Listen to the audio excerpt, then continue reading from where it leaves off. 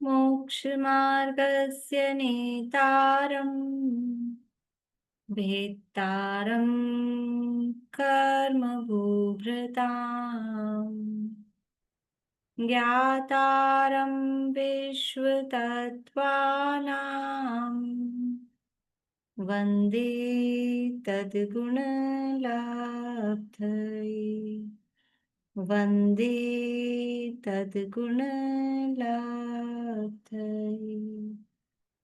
मोक्षमार्ग के नेता एवं कर्म पर्वतों के भेदक और विश्व के सब तत्वों के ज्ञायक चेतन संवेदक सद्गुण आप समान प्राप्त हो यही भावना भाकर देव विनय पूर्वक करूं वंदना बारंबार जिनेश्वर देव बारंबार जिनेश्वर देव। तो सूत्र नामक के महाशास्त्र है, आचार्य उमा स्वामी देव द्वारा रचित। इसके अंतर्गत चौथा अध्याय अपना चल रहा है और इसमें 4 निकाय के जो देव हैं, भवनवासी, व्यंतर, ज्योतिष और वैमानिक, इसमें से 3 निकाय के देवों की चर्चा अपनी हो गई है और वैमानिक देवों का ऊर्ध्वलोक का प्रकरण यहाँ पर चल रहा है। जीव कहाँ कहाँ रहते हैं, कहाँ कहाँ पाए जाते हैं, इस प्रश्न के उत्तर में तीसरा और चौथा अध्याय यहाँ लिखा गया है कि जीव 4 गतियों में पाए जाते हैं अथवा तीनों लोकों में पाए जाते हैं। तो गतियों के आधार पर मनुष्य और तिर्यंच गति, नरक, तिर्यंच और मनुष्य की मुख्यता से तीसरे अध्याय में वर्णन किया और लोकों के आधार पर भी अधो और मध्य लोक का वर्णन तीसरे अध्याय में हुआ। अभी यहाँ ऊर्ध्व लोक का और देवगति का वर्णन यहाँ पर कर रहे हैं। तो यहाँ सबसे पहले बताया जो वैमानिक देव हैं वो कितने प्रकार के हैं। वैमानिक देव कितने प्रकार के हैं? 2 प्रकार के, कल्पोत्पन्न और कल्पातीत। कल्पोत्पन्न देव कितने प्रकार के हैं? कल्पोत्पन्न देव कितने प्रकार के हैं? बोलो पारुल।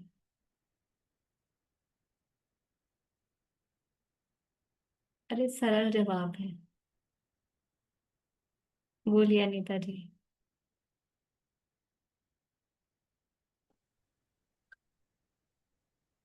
कल्पोत्पन्न कितने प्रकार की? आवाज नहीं आ रही आपकी। माइक।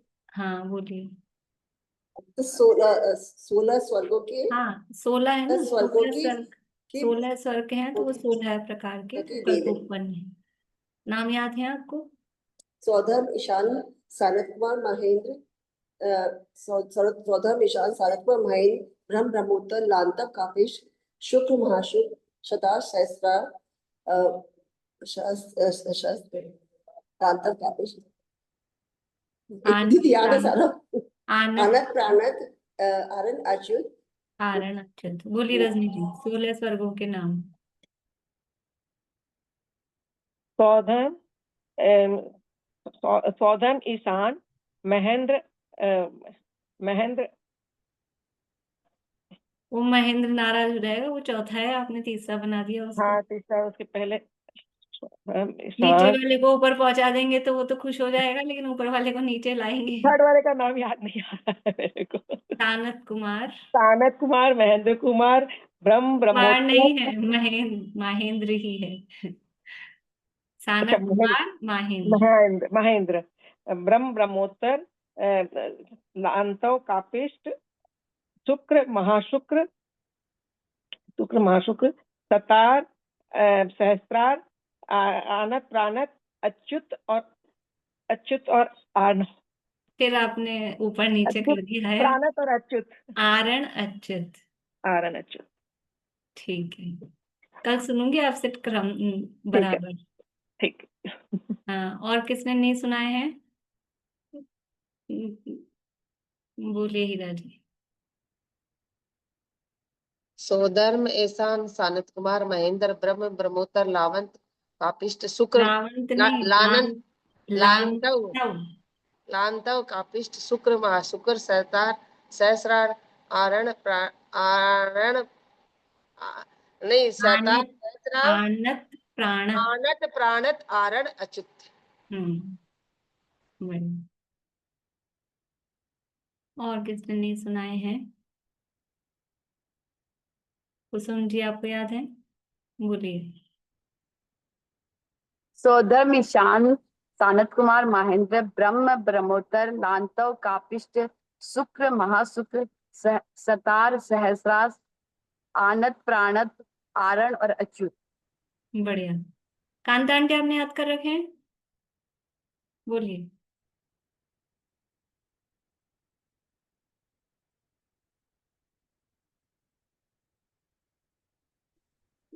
बौद्धर में ईशान ब्रह्म ब्रह्मोत्तर लांत्व का तानत कुमार महेंद्र। सौधर्म सानत ईशान।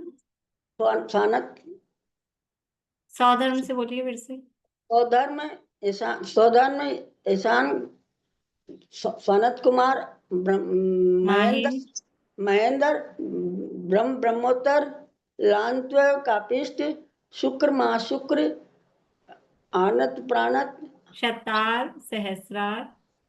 सतार सहस्तार आनत प्राणत आनव आनव आरण और अच्युत। आरण अच्युत। हाँ। अब कल मैं आप लोगों से ऐसे पूछूंगी कि 10वें स्वर्ग का नाम बताइए, छठे स्वर्ग का नाम बताइए। अब ऐसे क्रम, ये आज तो किसी ने भी नंबर से नहीं बोले हैं, सबने ऐसे ही बोल दिए हैं। ठीक है, ये याद होने चाहिए। ये 16 स्वर्ग अपन इनको कहते हैं, 16 ये स्वर्ग हैं। और उसमें से यदि इंद्र के हिसाब से कहें या कल्प कहें तो वो 12 कहे हैं। 12 इंद्र कौन कौन से होते हैं? 12 इंद्र कौन कौन से होते हैं? बोलिए लवतेश जी। सौधर्म ईशान उसके बाद शुक्र लांतव ब्रह्म। आप तो बहुत आगे पहुंच गए, आपका नेटवर्क वीक है या पता नहीं, शुरू से बोलिए। पहचान आपका नेटवर्क गड़बड़ ईशान। है, बाद में सुनते हैं आपसे, तो आपका अच्छा नेटवर्क सही नहीं है, समझ नहीं आ रहा। बोलिए अलका जी। अच्छा ठीक है जी। सौधर्म इंद्र ईशान इंद्र सानत कुमार इंद्र महेंद्र कुमार इंद्र ब्रह्म ब्रह्मोत्तर में से ब्रह्म इंद्र लांतव कापिश में से लांतव इंद्र शुक्र महाशुक्र में शुक्र इंद्र सतार सहस्त्रार में शतार इंद्र और लास्ट में फिर वापस चारों आनत इंद्र प्राणत इंद्र आरण इंद्र और अच्युत इंद्र। बहुत अच्छा, बहुत बढ़िया। 9 ग्रैव्यक, 9 अनुदेश और 5 नत्तरों में से कौन कौन इंद्र हैं? नूतन जी। 9 ग्रैव्यक, 9 अनुदेश और 5 नत्तरों में से इंद्र कौन कौन से हैं? सारिका जी।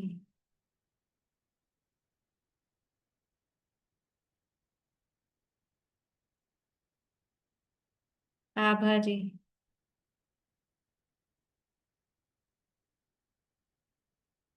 अंकर बोलिए। ये इंद्र नहीं है, अहम इंद्र हैं, सब बराबर रहते हैं बहुत अच्छा, कैटेगरी। सभी इंद्र हैं। हाँ। सभी इंद्र हैं, सभी अहम इंद्र हैं, इसमें अलग से कोई इंद्र है ही नहीं। ठीक है ना, 9 ग्रैव्यक, 9 अनुदिश और 5 अनुत्तरों में जो है वो, जो उत्पन्न होता है वो इंद्र ही होता है, तो अलग से कोई इंद्र है ही नहीं, सभी इंद्र हैं।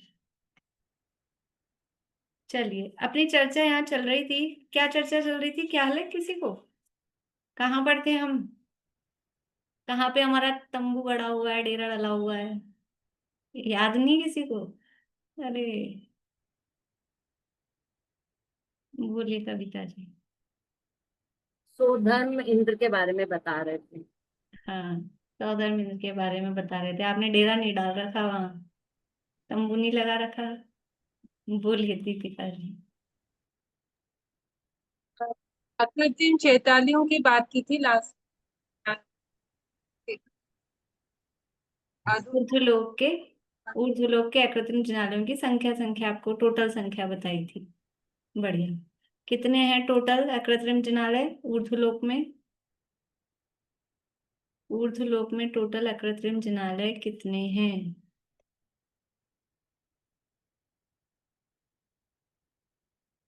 बताओ। 64,57,023।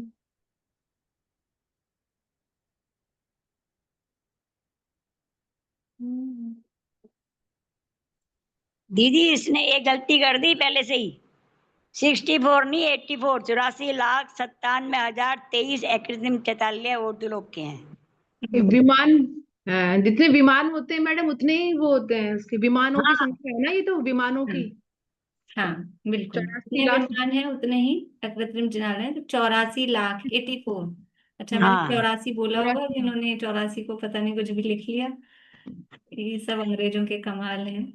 हाँ अंग्रेजों का ही कमाल हुआ जी ये। ठीक है, 84,00,000 यानी 84 लाख, 97,097,000 और 23, 23। ठीक है, 84,97,023। 84,97,023 इतने टोटल अकृत्रिम जिनालय ऊर्ध्वलोक में होते हैं। तो उसके बाद अपन सौधर्मेंद्र की नगरी की चर्चा भी कर रहे थे ना? रजनी जी कुछ पूछना है आपको? नहीं?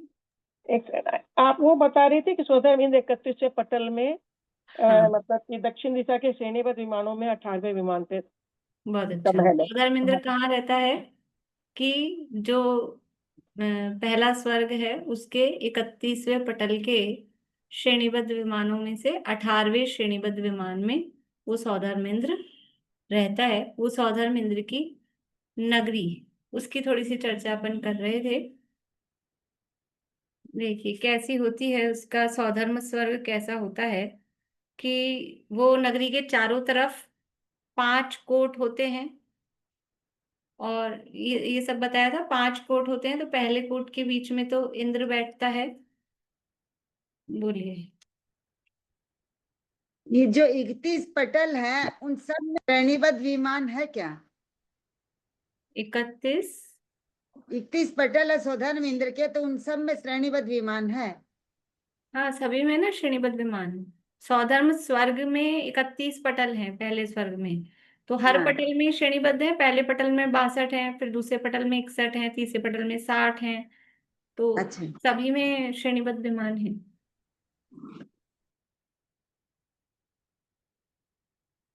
तो जो सौधर्मेंद्र की नगरी है वहां पे 5 कोट हैं, 300 योजन की ऊंचाई वाले। तो पहले कोट के अंदर इंद्र रहता है। और फिर उसके बाद में त्रैस्त्रिंश देव होते हैं, सामानिक देव होते हैं, उसके अंगरक्षक देव होते हैं, पारिषद देवों की सभाएं। आपको बताया था 3 तरह के पारिषद होते हैं, अभ्यंतर सभा वाले, मध्यम सभा वाले और बाह्य पारिषद। ऐसे 3 तरह के उनकी पारिषद जाति के देवों की सभाएं होती है। तो वो जिनकी आयु ज्यादा है वो अभ्यंतर सभा में बैठते हैं, उनसे थोड़ी कम जिनकी आयु है बीच वाली सभा में बैठते हैं, और जिनकी और भी कम 3rd नंबर की आयु है वो बाहर वाली सभा में बैठते हैं। और देवियों के बारे में बताया था कि कितनी कितनी उनकी देवियां होती हैं। जितनी किसी देव की देवियां होती हैं उसमें से हर देवी कितना रूप बना सकती है?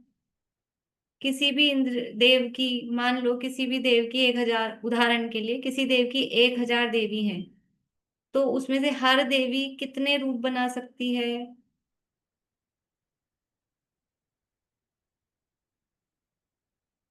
बढ़िया, देवियों की बात आई तो काफी लोगों के हाथ खड़े हैं। ये बात इंटरेस्ट से सुन ली सबने। बोली सुमिता आंटी। 1000 रूप बना सकती है वो। हाँ, यानी यहाँ तो 1000 का उदाहरण लिया है ना।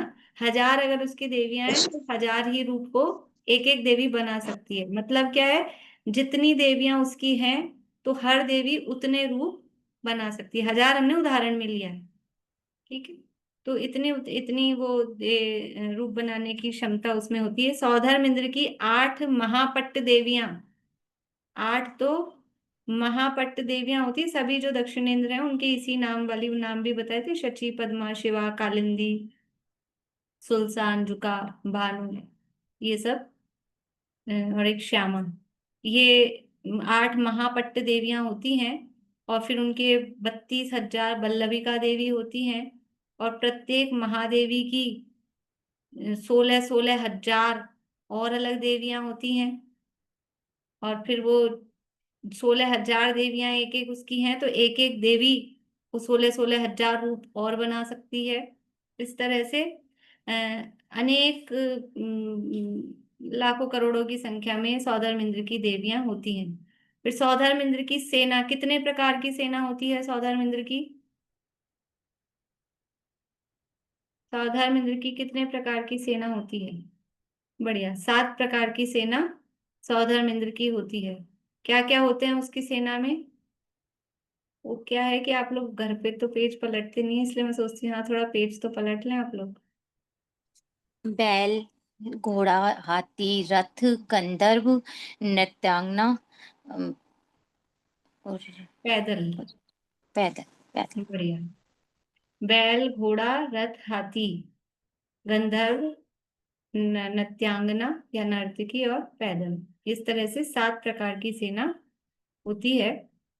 और ये सेनाओं का भी पूरा सिस्टम होता है कि हर सेना के 7 कक्ष होते हैं। तो पहले में बैल हैं, यानी पहले में स्टार्ट किया जैसे बैल, तो केवल समझ लीजिए पहले कक्षा में कक्षा मतलब लेवल, मतलब कक्षा मतलब जैसे क्लास को भी लेवल बोलते हैं ना, तो पहले लेवल में 84 लाख बैल हैं, दूसरे लेवल में उसके दुगने बैल होंगे, है ना। तो दूसरे लेवल में हो जाएंगे दुगने, फिर तीसरे लेवल में और दुगने, तीसरे लेवल में और दुगने, ऐसे करते करते वो बैल सब कितने हैं? तो इसमें कहा है 7वें में जाकर 53,76,000 बैल, 53 लाख यानी 53 और लाख, और 76 76 लाख, इतने बैल 7वीं में, और टोटल मिला के बैल बैल कितने हो रहे हैं? 1,06,68,000। ये उसके सेना के बैल। फिर इसी तरह से हाथी अलग, घोड़े अलग, नृत्यांगनाएं अलग, गंधर्व अलग, ये सब अलग अलग, रथ अलग, वो सबकी इस तरह की संख्याएं होती हैं। तो सबके ये 7 प्रकार की सेना है, और 7 उनके लेवल हैं, तो 49 लेवल हो जाते हैं। और ये 84,000 से स्टार्ट होके और सब डबल डबल डबल होते हुए इतनी सारी करोड़ों की संख्या में ये सेना होती है। कहाँ लड़ने जाते हैं? ऊपर वाले स्वर्गों में चढ़ाई करने जाते होंगे सेना लेके। ये कुछ नहीं है, सब उसके वैभव का प्रतीक है, और कोई लड़ाई झगड़े का काम आता नहीं है। सौधर्मिंद्र के एक बालक नाम का आभियोग्य देव होता है। आभियोग्य जाति के देव होते हैं, क्या काम आते हैं आभियोग्य जाति के देव? आभियोग्य जाति के देव क्या काम आते हैं? रेणु जी, आज आप बड़े साइलेंट हैं। वो सवारी का काम करते हैं। हाँ, वाहन जाति के देव होते हैं, सवारी कुछ बनना हो तो। ये अभी जैसे जो कहा है सेना में बैल है, हाथी है, घोड़ा है, ये कहाँ से आते हैं? मध्य लोक से ले जाते होंगे तिरंजों को पकड़ पकड़ के, गाड़ियां भर भर के। ये सब वो ये जो अभियोग्य जाति के देव होते हैं वही ये सब इस तरह से हाथी, घोड़ा, बैल आदि बनते हैं। तो एक वाहन बालक नाम का जो अभियोग्य जाति का देव होता है, ये 1 पल्ले की आयु वाला होता है, और ये कितनी विक्रिया करने के लिए मतलब कैपेबल है, कितनी बड़ी विक्रिया कर सकता है अपने शरीर की? ये 1 लाख योजन प्रमाण ये वाहन बन सकता है। तो 1 लाख योजन प्रमाण ये हाथी बनता है। कौन सा हाथी बनता है? ऐरावत हाथी, जो भगवान के जन्म कल्याणक के समय सौधर्मिंद्र ऐरावत हाथी पर बैठ के स्वर्ग से आता है। तो ये बालक नाम का अभियोग्य जाति का देव होता है। तो 1 लाख योजन जम्बूद्वीप प्रमाण ये अपना इतना बड़ा हाथी बनता है, और वहां से चल के आता है। लेकिन अब 1 लाख योजन का जम्बूद्वीप है, और ये तो अयोध्या है, समाएगा कहाँ? तो वो जैसे जैसे नीचे आता है वो अपनी विक्रिया को छोटा करता जाता है। आप लोगों ने पुराणों में पढ़ा होगा, वो ऐरावत हाथी की 7 उसकी सूंड होती हैं, और फिर वो सूंडों पे वो तालाब होते हैं, उनमें कमल खिले होते हैं, उनमें नृत्यांगनाएं नृत्य करती रहती हैं। तो इतना बड़ा वो 1 लाख योजन का होता है, तो उस हिसाब से वो सारी उसमें रचनाएं वो बनाता है। सौधर्म इंद्र के, हाँ, अब वो किसी का प्रश्न था कि वो आपने कुबेर तो बताया ही नहीं उस दिन अंत में, तो ये अब कुबेर की बात आ रही है। सौधर्म इंद्र के 4 लोकपाल हैं। लोकपाल पढ़े थे अपन ने, जो 10 प्रकार के थे ना, इंद्र, सामानिक, तहसीन, पारिषद, आत्मरक्ष, लोकपाल। तो ये लोकपाल हैं 4 प्रकार के, 4 मतलब नाम है उनके, सोम, यम, वरुण और कुबेर। सौधर्म इंद्र के 4 लोकपाल होते हैं, सोम, यम, वरुण और कुबेर। अभी जो यम यम कहते हैं ना दुनिया में, वो यमराज ऊपर से आता है, वो लेखा जोखा लेके, वो कोई यमराज नहीं होता है। सौधर्म इंद्र के लोकपाल का नाम यम है। और ये जो चारों लोकपाल हैं सौधर्म स्वर्ग के, ये एक भवावतारी होते हैं, अगले ही भव में मोक्ष जाने वाले हैं। और हमने वो दुनिया में क्या उसको यमराज बना के और हिसाब किताब करने वाला बना रखा, और हिसाब किताब भी कौन सा, इन लोगों के पकड़ पकड़ के लाके उनको मृत्यु के लिए ले जाने वाला। तो दुनिया में कोई यमराज नहीं है, आयु कर्म ही यमराज है वास्तव में। ये 4 लोकपाल हैं, और इसमें से जो ये मतलब ये जो लोकपाल है, इनका भी वैभव विशेष विशेष प्रकार का होता है। अब मतलब अपन ने बहुत ज्यादा डिटेल में नहीं पढ़ा था, लेकिन जैसे जो ये अपना सुमेरु पर्वत था, सुमेरु पर्वत के नंदन वन थे, भद्रशाल वन थे, तो वहां वनों में भी वो जो अपन ने चर्चा की थी, ध्यान हो थोड़ी बहुत आपको, कि वहां पे इनके ये वनों में जिनालय तो होते हैं, अपन जिनालयों की चर्चा करते हैं और तो क्या, लेकिन वो वन बहुत बड़े बड़े हैं, और उनमें इनके फार्म हाउस बने हुए हैं देवों के, इनके क्रीड़ा करने के या मनोरंजन के या कहो आउटिंग के लिए इनके महल बने हुए हैं। तो ये जो चारों कुबेर हैं, ये लोकपाल हैं, इनके भी वहां पर नंदन आदि वनों में इनके महल भी हैं। सोम, यम, वरुण, कुबेर इनके सौधर्म इंद्र के तो हैं ही, तो ये भी विशेष होते हैं।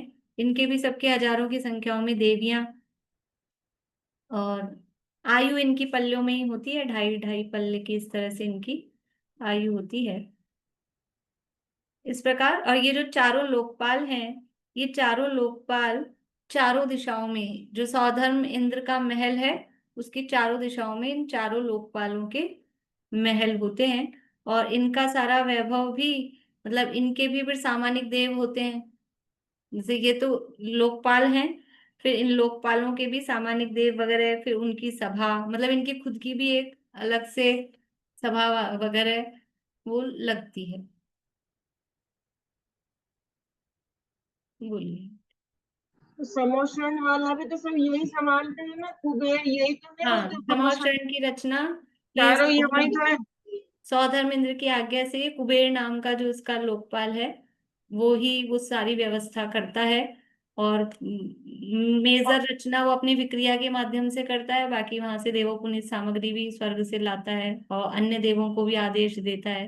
तो कुबेर के द्वारा ये सारी रचना समोषण ये की चारों तो लोकपाल होते हैं समोषण में, संयोग भी लोक तो है। लोकपाल चारों होते हैं, नहीं लेकिन वहाँ समोषण में भी। हाँ, लेकिन कुबेर का विशेष योगदान रहता है। कुबेर नाम का जो लोकपाल है उसका विशेष योगदान रहता है।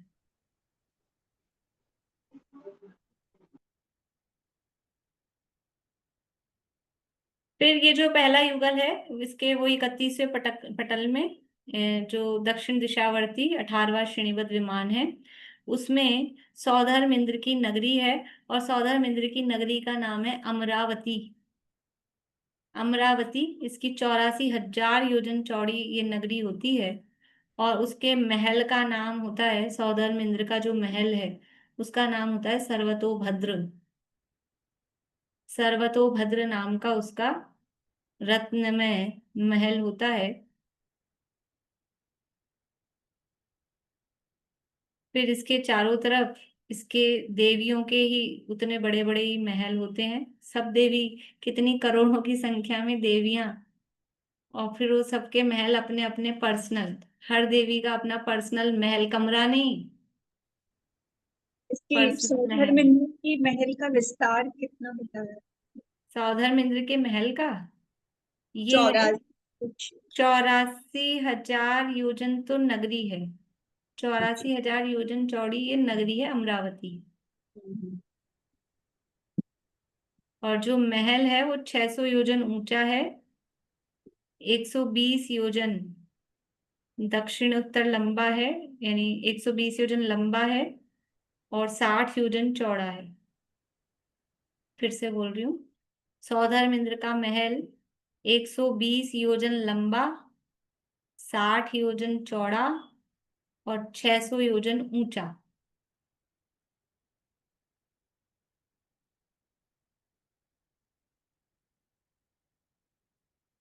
ये उसका महल है। देवियों के भी इतने ही बड़े बड़े महल होते हैं, अथवा तो कहीं कुछ कम भी आता है, 600 योजन की जगह 500 योजन ऊंचाई, 120 की जगह 100, ऐसा भी आता है।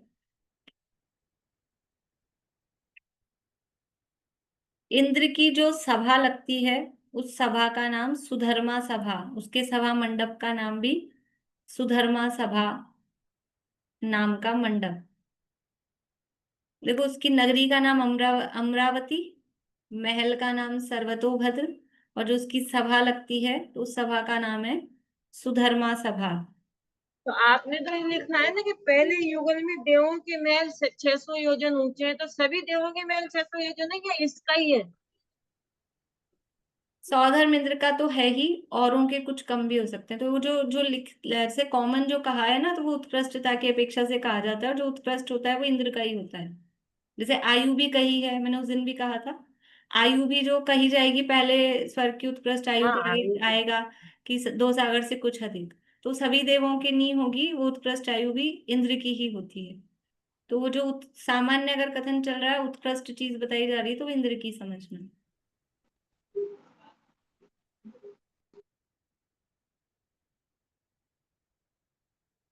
इस सभा मंडप में बीच में इंद्र को बैठने के लिए सिंहासन है, उसके आगे उसके 8 महादेवी के 8 आसन हैं, फिर उसके आगे चारों लोकपालों के 4 आसन हैं, फिर इस आसन के पूर्व दक्षिण के मध्य, मतलब फिर इनकी ईशान आग्नेय इन दिशाओं में पारिषद देव, जो तीन तीन प्रकार के पारिषद बताए थे, अभ्यंतर मध्य और बाय, उनके आसन है। बोलिए रजनी जी। ये आपने पहले बताया नंदन वन में उनके एक एक महल है। अब ये महल जो है वो कहाँ है? आप जो सभा ये मंडप तो वगैरह स्वर्ग के बता रहे हैं, ये तो स्वर्ग में, वहां ऊपर सौधर्म स्वर्ग में जो रचना है वो सौदम स्वर्ग है। में ही उसके ये सभा नंदन मंडप है। वन में तो उनके, मैंने कहा फार्म हाउस हैं, हाँ, तो उनके घूमने फिरने के लिए बने हुए हैं ऐसे। तो ये सारा वहीं पे है, मतलब स्वर्ग में ही। हाँ, जो मूल, मतलब जैसे पहला स्वर्ग। आपका मेन घर कहाँ है, अब आप लोग घूमते फिरते रहते हैं, कभी यहाँ कभी वहां, लेकिन एक जगह होता है ना हमारा मूल निवास कहाँ है। तो ये मेन घर उनका जो है, मेन महल, वो तो ऊपर स्वर्ग में है। नंदनवन वगैरह में वो घूमने। घूमने के लिए, वो अलग से कभी वैसे।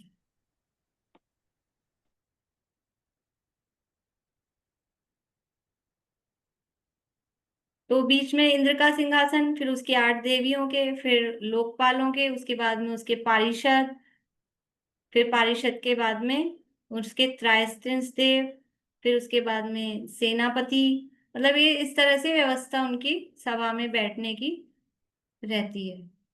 अभी देखिए, ये तो ये सब हुआ सेनापति, फिर उसके आत्मरक्षक देव, ये सब वहां पे बैठते हैं। अब मेन बात क्या है, उस सभा मंडप के आगे पूर्व दिशा में 1 योजन चौड़ा 36 योजन ऊंचा एक मान स्तंभ है। वहां स्वर्ग में जहां सौधर्म इंद्र की सभा है, उस सभा में ये सब बैठे हैं, उसके सामने, आगे मतलब उसके वहां सामने 1 योजन चौड़ा 36 योजन ऊंचा एक मानस्तंभ है। उसके नीचे एक वज्रमयी पीठ है। पीठ समझ गए अब आप? अभी अपन ने समर्षण की रचना में पीठें देखी, 3 पीठ होती है, वज्रमयी पीठ है। उसके चारों ओर 1 कोस चौड़ी गोलाकार 12 धाराएं होने से वह मानस्तंभ 12 कोण संयुक्त गोलाकार है, यानी उसके चारों तरफ ऐसे धाराएं हैं, मतलब इस तरह की वो पार्टीशन जैसे हैं, तो वो ऐसा गोलाकार 12 कोण उसमें निकल गए हैं मानस्तंभ में। इस तरह का वो मानस्तंभ है। इसकी परिधि 12 कोस की है, जो सरकमफ्रेंस है वो 12 कोस हो गई है, क्योंकि इसमें एक एक कोस चौड़ी 12 ही धाराएं हैं। एक कोस चौड़ी एक, फिर दूसरी, फिर तीसरी, तो वो परिधि कितनी हो गई? 12 कोस की। ठीक है। इस मानस्तंभ में एक कोस लंबे पाव कोस यानी 500 धनुष चौड़े रत्नों की सांकल से जड़ित छींके लटक रहे हैं। ये मानस्तंभ में एक कोस लंबे और पाव यानी चौथाई कोस यानी 500 धनुष चौड़े रत्नों की सांकलों से जड़ित, यानी रत्नों की सांकल मतलब उससे बंधे हुए हैं, लटकने के लिए छींके लटक रहे हैं, वहां पे छींके लटक रहे हैं। उसमें रत्नमयी करंड यानी पिटारे रखे हैं। रत्न करंड क्या है? रत्नमयी करंड वो है स्वर्ग में रत्न करंड, लेकिन असली रत्न करंड कौन है? ये असली रत्नों का पिटारा तो ये अपना चैतन्य स्वरूप शुद्धात्मा, और जो अपने इस चैतन्य स्वरूप शुद्धात्मा को जानते हैं उनके लिए उस स्वर्ग वाले रत्न करंड में से वहां से क्या आते हैं? उनमें तीर्थंकर देव की गृहस्थ दशा में पहनने योग्य महासुंदर रत्नमयी हार कुंडल आदि अनेक आभरण भरे हुए हैं। इंद्र उन्हें निकालकर उनके पास भेजता है। समझ में आया क्या पढ़ लिया अपन ने? कि वहां स्वर्ग में मानस्तंभ है, उस मानस्तंभ में पिटारे लटक रहे हैं।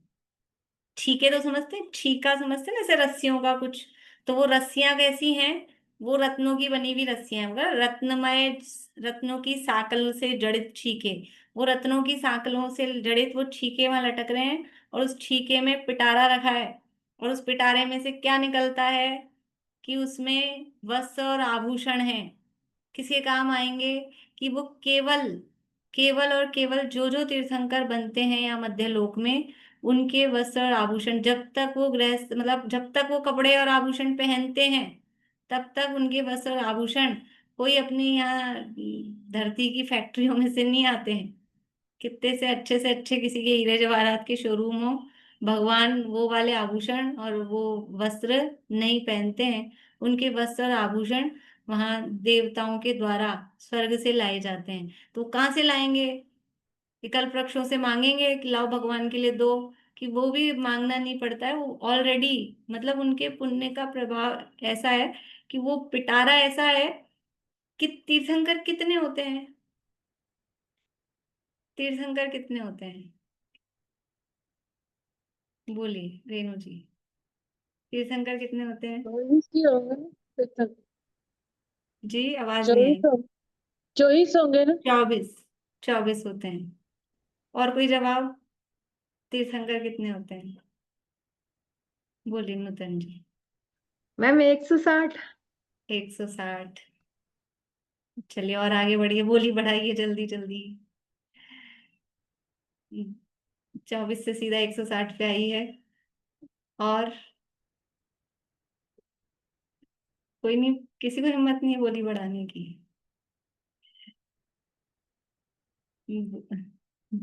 बोलिए विनीता आंटी। दीदी एक समय में अधिक से अधिक 170 हो सकते हैं जो आदित्यनाथ के काल में हुए थे। अरे आपने तो बस 10 ही बढ़ाई, होशियारी कर दिया आपने तो। बोलिए अंकल, आप क्या लगा रहे हैं?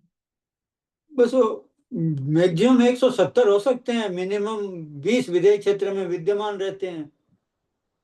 और देखिए आप लोगों को ये पूछना चाहिए था कि आप ये बताओ कि आप कितने टाइम के लिए में पूछ रहे हो, कितने समय में तीर्थंकर कितने होते हैं, ये प्रश्न आपको करना चाहिए था मुझसे। कि आप जो पूछ रहे हो तीर्थंकर कितने होते हैं, हमेशा ये जवाब नहीं होता है तीर्थंकर 24 होते हैं, ये तो बच्चों को बताने के लिए भागवत में कहा है। तीर्थंकर कितने होते हैं तो इसके लिए पहला प्रति प्रश्न आपको ये होना चाहिए कि आप कितने टाइम में पूछ रहे हो, एक समय में पूछ रहे हो, एक बार में पूछ रहे हो, एक अवसर्पणी में पूछ रहे हो, एक कल्प काल में पूछ रहे हो, कि आप अनादि से अनंत काल की परंपरा में पूछ रहे हो। क्या एक कल्प काल में कितने तीर्थंकर हो सकते हैं? तो फिर आपको ये पूछना चाहिए, आप भरत क्षेत्र के पूछ रहे हो, ऐरावत क्षेत्र के पूछ रहे हो, कि विदेश क्षेत्र के मिला के पूछ रहे हो, कितने हो सकते हैं? सबके जवाब अलग अलग आएंगे। तो यहाँ मेरा प्रश्न था, अनादि काल से लेके अनंत काल तक कितने तीर्थंकर हो सकते हैं, कितने तीर्थंकर होंगे? ये होते रहेंगे, अनंत अनंत होंगे ना। अनादिकाल से आज तक 24 24 24 करके भरत क्षेत्र के अनंत हो गए, 24 24 24 करके ऐरावत क्षेत्र के अनंत हो गए, और विदेश क्षेत्र में 160 जो कहे हैं वो तो एट ए टाइम हो सकते हैं। और ऐसे 160 160 वहां तो चलते ही रहते हैं, एक मोक्ष गए दूसरे तीर्थंकर, एक मोक्ष गए तीसरे तीर्थंकर, वहां तो चालू ही है बिल्कुल मशीन तीर्थंकर बनने की। तो इस तरह से अनंत तीर्थंकर हो सकते हैं। अब वो पिटारा कैसा है, मैं तो प्रश्न ये था कि इतने तीर्थंकर, इतने सारे कपड़े आएंगे कहाँ से, उसमें वापस वापस भरेगा कौन? मेरा तो प्रश्न ये था कि वो पर वो जवाब एक बार में नहीं आया ना सीधा, तीर्थंकर तो अनंत होंगे। देखो अभी तक तो हमने पढ़ा था भगवान अनंत होते हैं, अब कुछ लेवल हमारा बढ़ गया है। आज हमने क्या पढ़ा है, तीर्थंकर भी अनंत होते हैं, लेकिन अपेक्षा समझना, एक समय में नहीं कह रहे हैं, एक क्षेत्र में नहीं कह रहे हैं, अनादि अनंत परंपरा में अनंत तीर्थंकर होते हैं। तो उनके सबके वस्त्राभूषण, ये जो पिटारा वहां रखा है, वहां लटक रहा है, उसमें से आते हैं। और इसीलिए उसका नाम पिटारा है, जादूमयी पिटारा, कि उसमें से निकलते रहते हैं। जब तीर्थंकर होते हैं वहां से वस्त्र लाते हैं, और एक दिन एक बार वस्त्र लिया है, फिर वो मान लो उनकी गृहस्थ अवस्था 83 लाख पूर्व की, आदिनाथ भगवान गृहस्थ दशा में रहे, तो एक ही बार कपड़े पहनते होंगे कि रोज आते हैं उनके कपड़े, रोज नए कपड़े, 2 जोड़ी ले आते होंगे, फिर धो धो के सुखा देते होंगे क्या है रोज जो वो कपड़े पहनते हैं वो उस पिटारे में से आते हैं। तो अनंत तो तीर्थंकर, और फिर उनकी 84 लाख पूर्व, 83 लाख पूर्व में दिन कितने, एक साल में 365 दिन, तो 83 लाख पूर्व में कितने दिन गुणा करो। इतने दिनों के इतने सारे कपड़े तो अकेले आदिनाथ भगवान के, कितने कितने वस्त्र उसमें भरे होंगे, कि वो ऐसा जादूमय पिटारा है कि उसमें से वस्त्र निकलते हैं, आभूषण निकलते हैं, और फिर भी निकलते ही रहते हैं। जैसे वो अक्षीण रिद्धियां होती है ना, वो खीर निकाले जाओ खत्म ही नहीं होती, ऐसा वो जादुई पिटारा है। और उसमें भी ये यहाँ बता रहे हैं अभी आगे, कि जो 4 भागों में अपन बांट लेते हैं पूरे 2.5 द्वीप में को, एक भरत क्षेत्र, एक ऐरावत क्षेत्र, एक पूर्व विदेह और एक पश्चिम विदेह। जैसे शिलाओं पे जो अभिषेक होते हैं, पांडुक पांडुक कंबला, रक्त रक्त कंबला, तो उसमें डिवाइडेशन है कि किस तीर्थंकरों का अभिषेक किस शिला पर होता है। ऐसे ही ये 4 मानस्तंभ वहां पर हैं और 4 पिटारे उन पे हैं। तो किस क्षेत्र के तीर्थंकरों के वस्त्राभूषण किस दिशा वाले पिटारे में हैं, वो निश्चित है, वो उसमें से उनके निकलते हैं। देखिए पढ़ते हैं आगे, फिर से बताती हूँ। इस मानस्तंभ में 1 कोस लंबे, 1/4 कोस चौड़े, यानी 500 धनुष चौड़े रत्नों की साकल से जड़ित छीके लटक रहे हैं। उनमें रत्नमयी करंड यानी पिटारे रखे हैं। उनमें तीर्थंकर देव की गृहस्थ दशा में पहनने योग्य महासुंदर रत्नमयी हार कुंडल आदि अनेक आभरण भरे हुए हैं। इंद्र उन्हें निकालकर उनके पास भेजता है। 36 योजन ऊंचे मानस्तंभ में, अभी मानस्तंभ की ऊंचाई कितनी है, 36 योजन, इसमें से 6.25 योजन नीचे और 6.25 योजन ऊपर ऊंचाई में कोई पिटारा नहीं है। नीचे से 6.25 योजन ऊपर जाओ, ऊपर से 6.25 योजन ऊपर से 6.25 योजन नीचे आओ, 6.25 योजन नीचे और 6.25 योजन ऊपर ऊंचाई में कोई पिटारा नहीं है।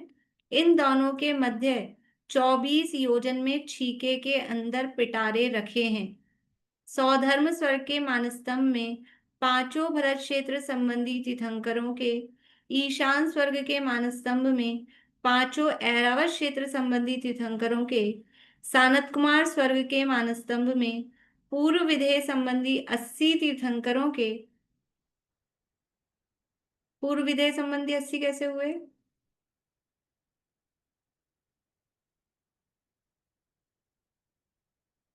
पूर्व विधेय संबंधी 80 कैसे हुए? अटकते नहीं हो आप लोग, बस सुनना है। कौन बता रहे? बोलिए अर्चना जी। ये जो मतलब मेन बीच में तो जैसे 20 हैं तो वो पूर्व के जितने बैठते जाएंगे विधेय क्षेत्र के उनके हिसाब से, जैसे जम्बूद्वीप के हो गए 10, फिर 5 विधेय हैं तो उनके 5 भाग हो गए, तो इस वजह नहीं। जम्बूद्वीप के 10 हैं। जम्बूद्वीप के 10 तीर्थंकर हैं। नहीं नहीं, गलत हो गया, जम्बूद्वीप गलत के हो तो गया, 4 है ना, 10 कहाँ 4 हैं? है, गलत हो गया। कौन बताएंगे? बोलिए, कुछ सुन रही हूँ। 80 पूर्व कैसे हुए? बस बिजली गिरी है यहाँ गुवाहाटी में इतनी जोर से। तो इसलिए हाथ खड़ा किया था कि आप ये बता रहे हैं कि 80 कैसे हो रहे हैं? हाँ, पूर्व विधेय वाले 80 है ना, 80 कहाँ? क्षेत्र के 80, पूर्व विधेय में 80 क्षेत्र है, कैसे 80 हो रहे नगरिया। हैं वही तो पूछ रही हूँ, 80 क्षेत्र कैसे हो रहे हैं? प्रश्न एक वो है 80 कैसे हो रहे हैं। तो बोलिए विनीता आंटी। 5 दीदी ये पुस्तक में इस हिसाब से लिखा है कि 16 तो हो गए जम्बूद्वीप के, और 32 हो गए धात्रीखंड के पूर्व के, और 32 हो गए पुष्करात के, 80 हो गए, और 80 भी पश्चिम के हो गए। बहुत बढ़िया, इतना मैं बहुत समझी हूँ। बहुत अच्छा। देखो, जम्बूद्वीप को देखो आप, जम्बूद्वीप में 32 क्षेत्र है ना, पूरे विधेय में 32 नगरियां हैं, तो पूर्व विधेय में कितनी है? 16। भाई पूरे जम्बू, अब आपको रचना ख्याल है कि नहीं विधेय क्षेत्र की? विधेय क्षेत्र में नगरियां कितनी है टोटल? बख्शार पर्वत होते हैं, विभंगा नदियां होती हैं, उससे 8 8 8 8 ये भाग किए थे कि नहीं? तो पूरे दोनों विधेयों में मिला के 32 नगरियां होती है। उसमें से आधी पूर्व साइड होती हैं, आधी पश्चिम साइड होती हैं। तो एक पूर्व विधेय में 16 नगरियां, फिर धातकी खंड में, फिर आगे पुष्करार्ध में डबल डबल है। तो 16 पंजे 5 से गुणा कर लो, एक मेरु संबंधी 16 है पूर्व विधेय की, तो 5 मेरु संबंधी 80 हो गई, सिंपल है। और वैसे करो तो 160 है, उसका आधा कर दो, आधा पूर्व में आधा पश्चिम में, तो भी उसके 80 80 हो जाएंगे। समझ में आया कि नहीं आया? पूर्व विधेय संबंधी 80 कैसे हुए? कुछ ही लोगों को आया है, कुछ लोग अभी सोच रहे हैं, समझ नहीं आया।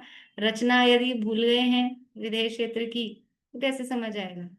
विधेय क्षेत्र की रचना यदि ख्याल में है तो एक जम्बूद्वीप में एक मेरु संबंधी 32 विधेय की नगरियां हैं, उसमें से आधी पूर्व में है, आधी पश्चिम में है।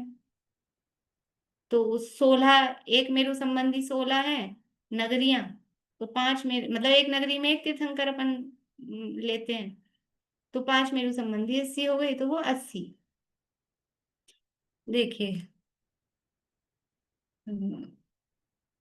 सौधर्म स्वर्ग के मानस्तंभ में पांचों भरतक्षेत्र संबंधी तीर्थंकरों के, ईशान स्वर्ग के मानस्तंभ में पांचों एरावत क्षेत्र संबंधी तीर्थंकरों के, सानत कुमार स्वर्ग के मानस्तंभ में पूर्व विधेय संबंधी 80 तीर्थंकरों के, और माहेंद्र स्वर्ग के मानस्तंभ में पश्चिम विधेय संबंधी 80 तीर्थंकरों के आभरण होते हैं।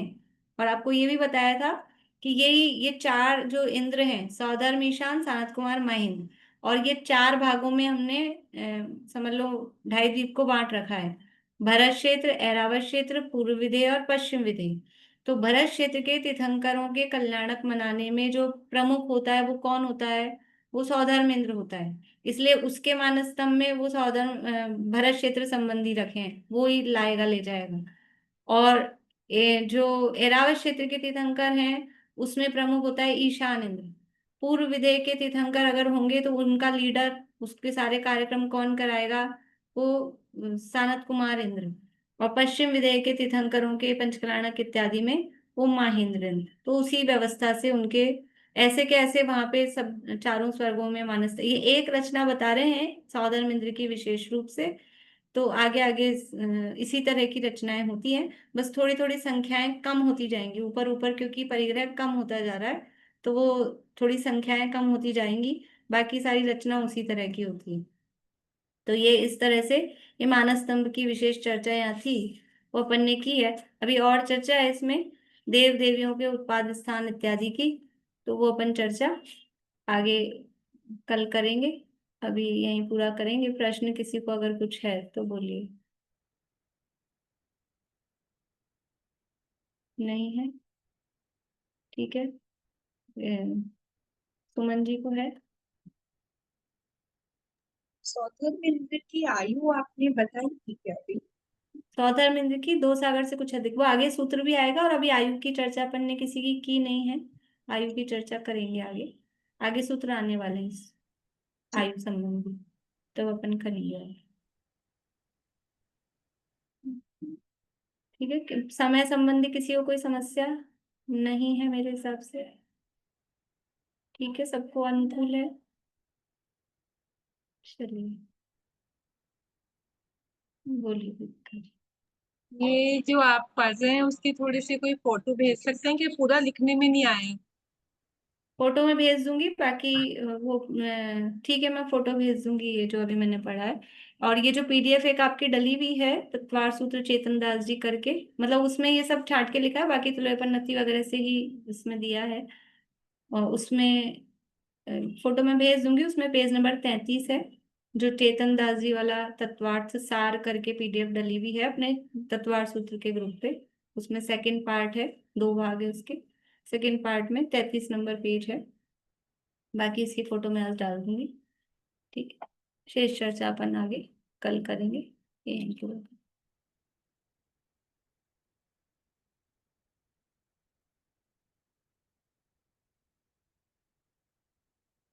सुमन जी आप बोलिएगा जनवाणी से।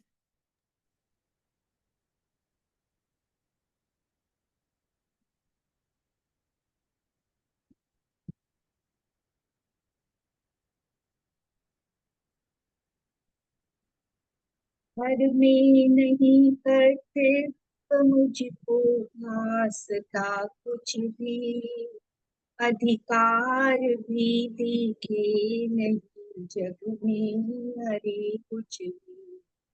निज अंतरंग में दिखती प्रभुता मुझे मेरी, मेरे ग्रंथता की भावना अब हो सफल में, बीते अहो आराधना हर घड़ी मेरी।